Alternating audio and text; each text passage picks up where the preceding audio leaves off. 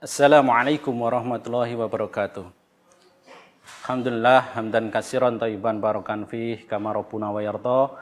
Asyhadu an la ilaha illallah wa asyhadu anna Muhammadan abduhu wa rasuluhu la nabiyya ba'da amma ba'd. Sebelumnya perkenalkan, nama saya Andi Dwi Susanto dengan kunyah Abu Umar. Saya domisili sekarang di Bekasi, Jawa Barat. Adapun saya asli dari Jawa Timur.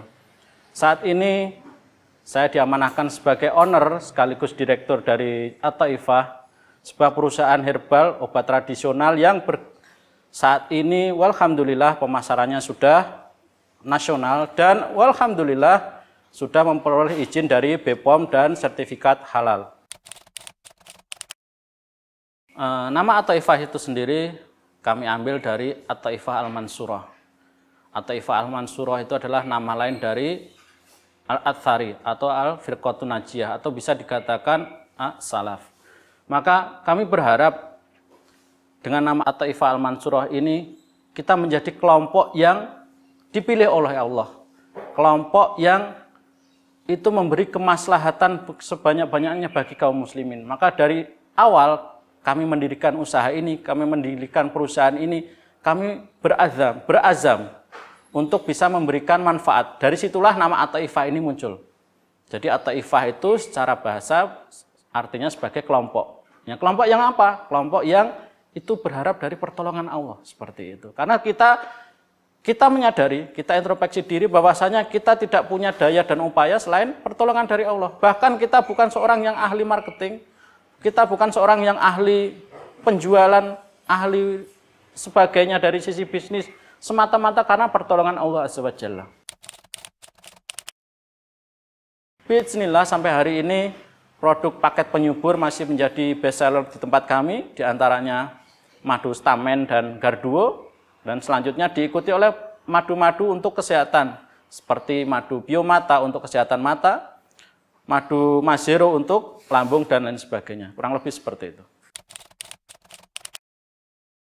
Alasan kami memilih usaha herbal yang pertama adalah adanya tujuan kami untuk membantu kaum muslimin, membantu di bidang kesehatan. Yang kedua adalah adanya tren dari masyarakat, wabil khusus masyarakat Indonesia terkait pengobatan kembali ke alam. Selanjutnya yang ketiga, kenapa kami memilih pengobatan herbal, yakni kami berusaha untuk mewarisi pengobatan herbal ini kan warisan dari nenek moyang.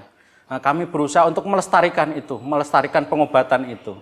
Jadi kurang lebih itu 3 poin utama itu yang menjadi alasan kami untuk kenapa memilih pengobatan herbal. Terkait kegagalan di dalam usaha tentunya pernah. Dan itu insya Allah hampir seluruh pengusaha yang hari ini mereka survive itu pasti pernah mengalami kegagalan. Yang utama bukan pernah atau tidak, tapi bagaimana kita menyikapin kegagalan tersebut. Yang jelas yang utama adalah itu karena qadarullah, karena itu sudah menjadi takdir Allah. Bisa jadi di balik kegagalan itu yang mungkin menyesakkan dada kita, baik itu dari sisi ditipu, atau kerugian, atau bahkan bangkrut sekalipun, itu bisa jadi ada suatu hal yang itu ada hikmahnya yang mungkin saat ini belum kita ketahui. Maka yang paling utama adalah bukan pernah atau tidak, tapi bagaimana kita menyikapin kegagalan tersebut. Tentunya bagi seorang yang bertakwa, seorang yang percaya kepada hari akhir, kita percaya bahwasanya apa yang terjadi di kita, apa yang terjadi hari ini, baik kepada kita atau kepada siapapun, itu sudah menjadi takdir Allah Azza wa Jalla. Maka ketika kita tenangkan hati kita ridho, bahkan mungkin sebagian orang yang sudah tingkat keimanannya yang luar biasa, ketika mereka diuji dengan kesusahan, diuji dengan kegagalan, mereka bahkan ada yang bersyukur, Masya Allah. Maka yang pertama adalah ridho. Ridho ketika kita mengalami usaha-usaha kita, mengalami kegagalan, mengalami kebangkrutan, maka yang pertama adalah ridho. Terus yang kedua istighfar. Bisa jadi kegagalan kita, kebangkrutan kita, usaha kita bisa jadi karena selama ini kita bermaksiat kepada Allah Azza wa Jalla. Maksiat bisa jadi dalam artian yang luas. bisa jadi transaksi kita ada yang melanggar syariat, bisa jadi selama ini Allah uji kita dengan larisnya dagangan kita, kita melalaikan sholat, atau bisa jadi melalaikan sholat berjamaah di masjid dan lain sebagainya. Makanya Allah tegur itu. Nah, makanya yang paling utama ketika kita menghadapi cobaan kegagalan ini, kita introspeksi diri. Yang pertama kita ridho, yang kedua kita istighfar. Dan selanjutnya kita cari sebab-sebab yang itu bisa menaikkan kembali usaha kita. Tentunya sebab-sebab yang tidak melanggar syariat. Baik. Sebenarnya nasihat ini wajib bagi kami sendiri. Artinya kami berusaha untuk menasihatin diri kami sendiri. Ketika untuk memulai usaha, maka yang paling utama yakni luruskan niat. Ketika kita usaha itu niatnya untuk apa sih? Gitu. Itu pertanyakan kepada hati nurani kita. Kenapa itu penting? Karena itu akan nanti akan mempengaruhi jalannya kita dalam mengelola usaha. Berapa banyak orang yang hari ini mereka itu pengen jadi usaha hanya biar disebut bos. Hanya agar disebut sebagai seorang entrepreneur atau sebagai orang yang pengusaha. Maka niat kita yang paling utama adalah niat untuk ibadah. Niat untuk memberikan manfaat kepada sebanyak-banyaknya kaum muslimin. Sebagaimana telah berlalu sirah sahabat, sebagaimana sahabat yang mereka itu menjadi orang kaya, menjadi seorang pengusaha. Dengan hartanya dia bisa infakkan. Mereka bisa wakafkan untuk dakwah seperti itu, dan itu harusnya menjadi cita-cita seorang pengusaha muslim. Itu yang pertama. Jadi niat kita untuk apa? Jangan sampai ketika nanti dari awal kita udah salah niat, akhirnya ketika Allah uji dengan berkembangnya usaha kita, dengan banyaknya harta kita, kita menjadi sebagaimana wa na'udzubillah yang telah ditulis di dalam Al-Quran sebagai korun-korun baru abad ini, yang mengatakan bahwasanya tidaklah aku dapatkan ini melainkan karena kepintaranku. Wa na'udzubillah.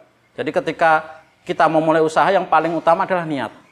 Yang kedua, setelah niat adalah perlunya kita tahu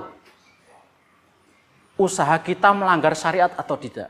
Nah, setelah niat, kita luruskan niat, kita udah pilih nih, bahwasanya kita bismillah, kita usaha pengen untuk maslahat umat, untuk membantu dakwah, untuk berkembangnya syariat Islam. Nah, yang kedua, kita pilih usaha yang tidak melanggar syariat. Karena di luar sana banyak usaha-usaha yang menghasilkan cuan, Masya Allah, menghasilkan cuan, tapi ada juga sisi yang melanggar syariat.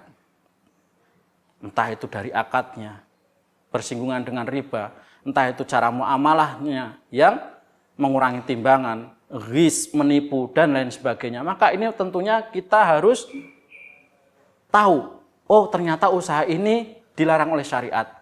Taib, berarti tidak harus saya ambil. Kita akan ganti yang lain. Jadi itu yang kedua. Kita memilih usaha yang usaha itu tidak melanggar syariat. Selanjutnya yang ketiga, pilihlah usaha yang kita senang atau hobi. Kenapa? Ketika kita sudah hobi, ketika kita senang menjalani usaha itu, meskipun di awal usaha itu tidak menghasilkan uang, tidak menghasilkan materi, tidak menghasilkan keuntungan, maka kita akan menjalannya dengan rasa yang senang. Beda ceritanya ketika kita terpaksa. Kita jualan, kita membuat produk, tapi dengan hati yang nggak ikhlas, hati yang nggak suka. Maka ya akhirnya menghasilkan produk yang tidak bagus.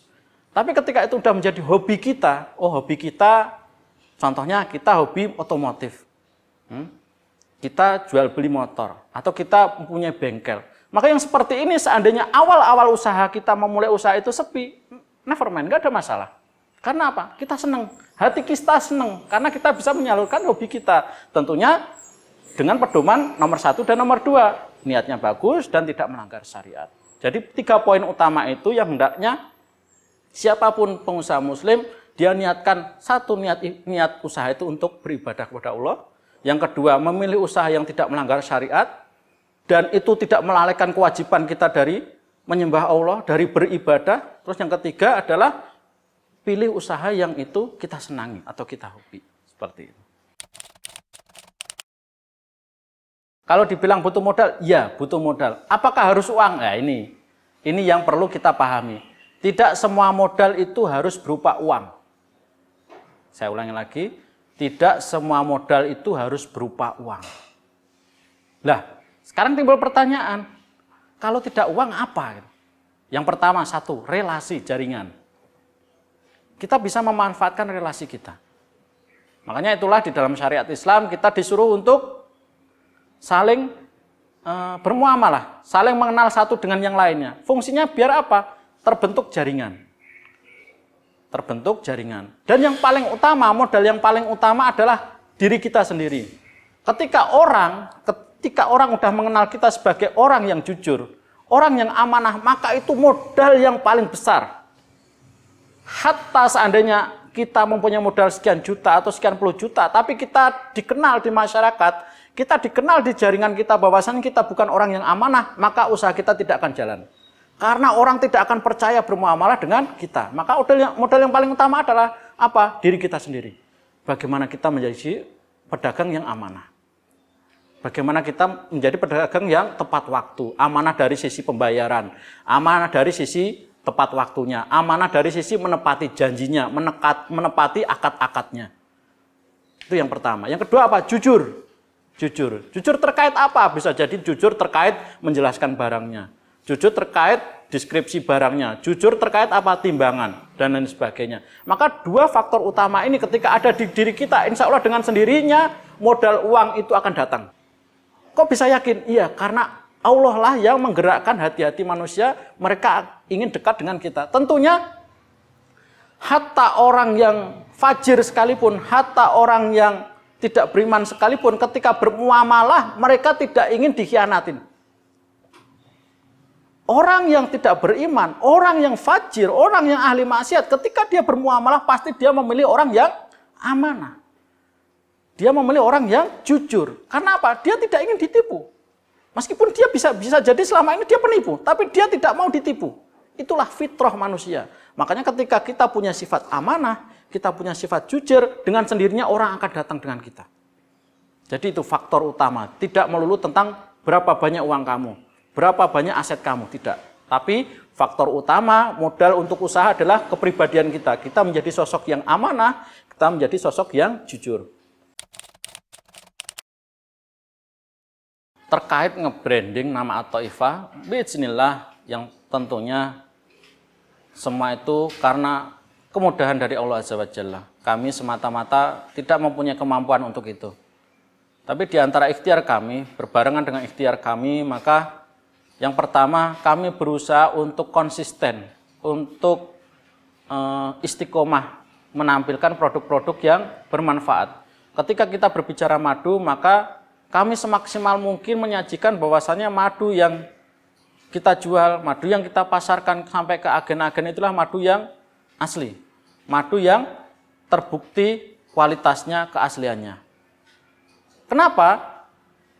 Meskipun dari sisi harga bisa jadi itu lebih mahal dibandingkan yang lain, tapi ketika seorang konsumen atau pembeli mendapatkan produknya berkualitas, maka mereka akan kembali membeli. Beda ceritanya meskipun itu mendapatkan harga yang murah, tapi ketika itu dia merasa ditipu, maka dia tidak akan kembali lagi. Itu yang pertama. Jadi kita fokus di kualitas produk. Baik itu kualitas dari sisi madunya ataupun dari kualitas dari sisi herbalnya.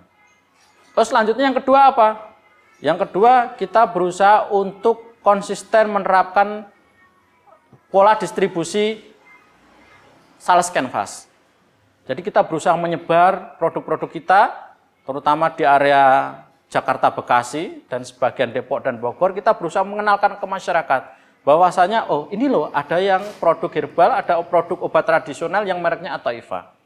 Dan tentunya tidak kita lupakan juga kita berusaha konsisten untuk, karena di saat ini adalah medsos, orang gemar melakukan transaksi dengan medsos atau mereka menggunakan medsos, maka kita masuk ke situ. Kita masuk ke situ iklan, kita bikin konten-konten dan lain sebagainya. Tapi dengan catatan kita bikin konten, tentunya konten-konten itu yang tidak menyalahi syariat. Di antaranya apa? Alhamdulillah kita tidak memakai musik. Alhamdulillah kita tidak menggunakan iklan-iklan yang berhubungan dengan wanita dan lain sebagainya. Jadi kita berusaha untuk konsisten kita iklankan produk kita semaksimal mungkin. Adapun berhasilnya, adapun berkembangnya, maka kembali lagi itu bukan tugas kita. Tugas kita hanya ikhtiar, adapun hasilnya maka itu adalah hak prerogatif, adalah takdir dari Allah Azza wa Jalla. Kurang lebih seperti itu. Jadi selama ini yang kami kerjakan itu lebih ke arah membangun rohaninya. Membangun rohaninya. Bagaimana rohaninya kita sentuh. Tentunya ketika seorang itu rohaninya menjadi bagus, keimanannya bagus, insya Allah akhlaknya, muamalahnya itu akan bagus juga. Yang pertama, kita berusaha untuk mencanangkan di sini tiap pagi sebelum kerja itu ngaji rutin selama 30 menit. Jadi kita bikinkan kelas-kelas. Ada yang namanya kelas Iqra, itu buat teman-teman yang emang selama ini belum bisa baca Quran sama sekali. Belum bisa membaca huruf hijaiyah sama sekali. Jadi kita masukkan ke kelas Iqra. Ada juga yang namanya kelas perbaikan makhorijul huruf.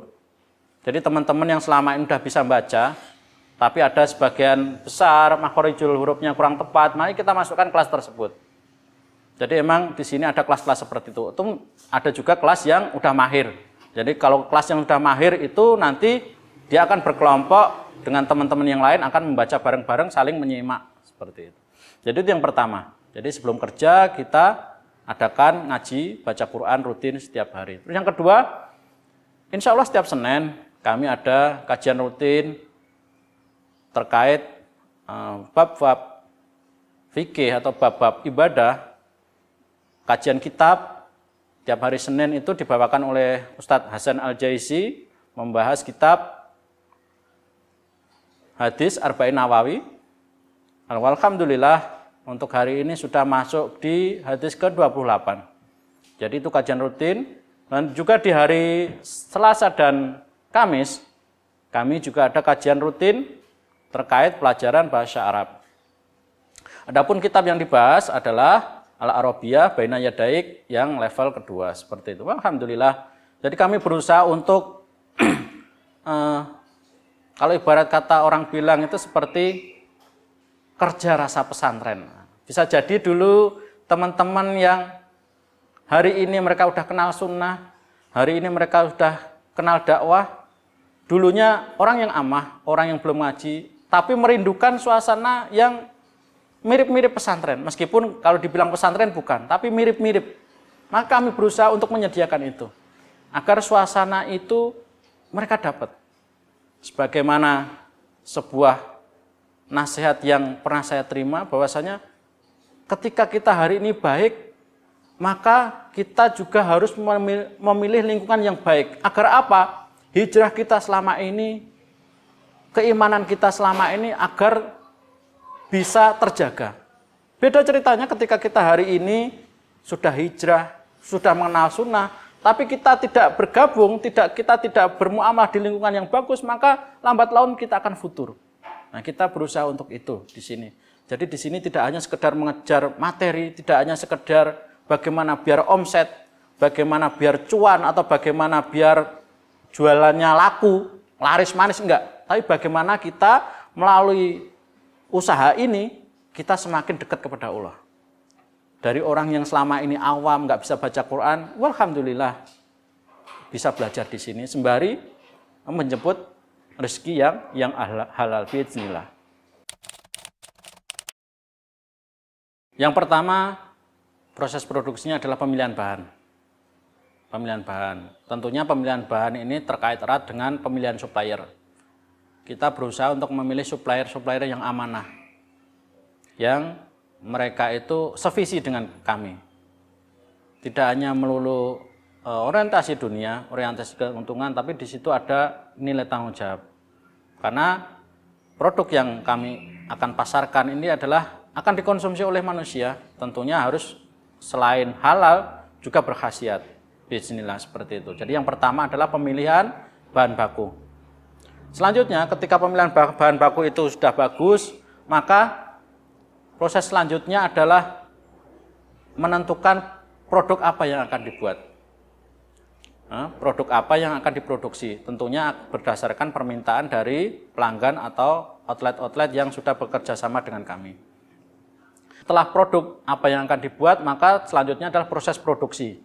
Mulai dari pasteurisasi, selanjutnya mixing, karena di sana ada mixing, pencampuran antara bahan baku utama madu dengan beberapa herbal, dan selanjutnya adalah filling, pengemasan. Dan yang terakhir, setelah filling, labeling, selanjutnya adalah proses packing atau pengemasan.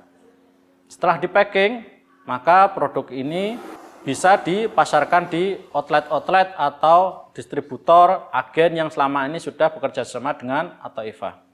Tentunya di antara proses-proses ini tadi, dari mulai pemilihan bahan, pasteurisasi, filling, dan lain sebagainya, ini ada QC-QC yang kami tugaskan untuk bertanggung jawab terhadap quality control produk. Karena apa? Karena tentunya kami ingin memastikan bahwasanya produk yang kita pasarkan, produk yang sudah dilepas di pasaran ini memenuhi standar kualitas yang diminta oleh BPOM. Dan tentunya sebuah amanah besar juga yang diberikan kepada kami bahwasanya produk ini harus sudah clear dari sisi kehalalannya.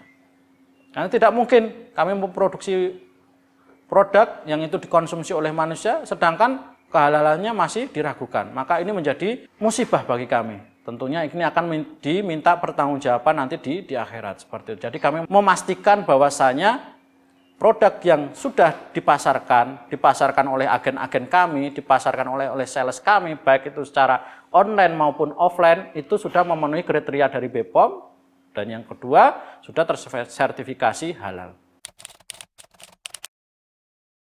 Demikian kurang lebih apa yang bisa saya sampaikan terkait wawancara singkat ini. Jika ada kebenaran, maka itu datangnya dari Allah Azza wa Jalla. Tentunya ketika kita meniatkan sebagai seorang pengusaha, niatkan itu yang paling utama hanya untuk Allah Azza wa Jalla.